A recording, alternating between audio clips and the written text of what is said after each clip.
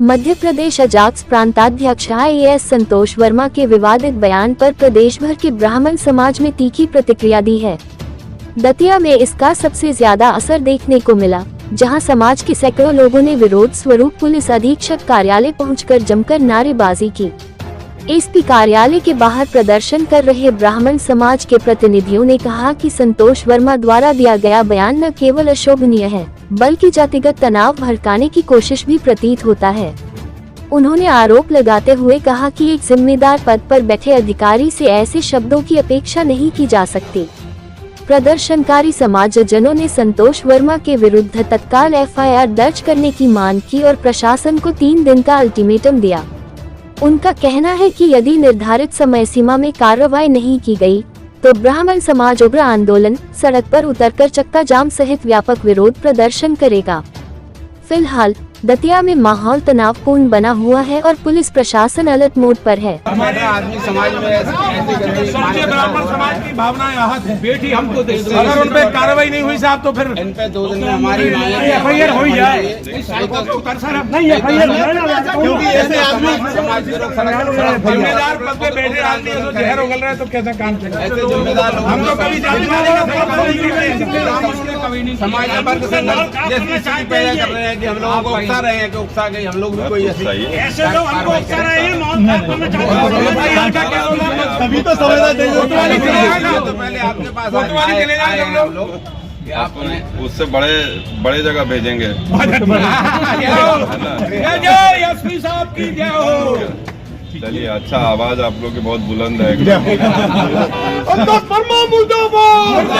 अपने ब्रजेश दुबे जी के नेतृत्व में सैकड़ों की संख्या में आकर के जिस प्रकार से बदजुबान IAS अधिकारी संतोष वर्मा ने जो हमारी बहन बेटियों पर अभद्र टिप्पणी की है, उससे पूरे देश का ब्राह्मण समाज बहुत आहत है।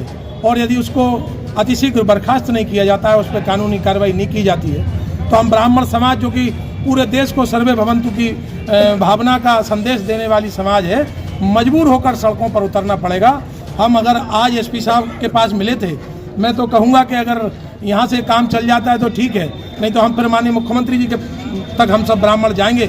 और हम ऐसी आशा और उम्मीद करते हैं कि संवेदनशील मुख्यमंत्री इस प्रदेश के हैं, वो निश्चित रूप से इस बदजुबान IAS को बर्खास्त करने में हमारे ब्राह्मण समाज का सहयोग करेंगे।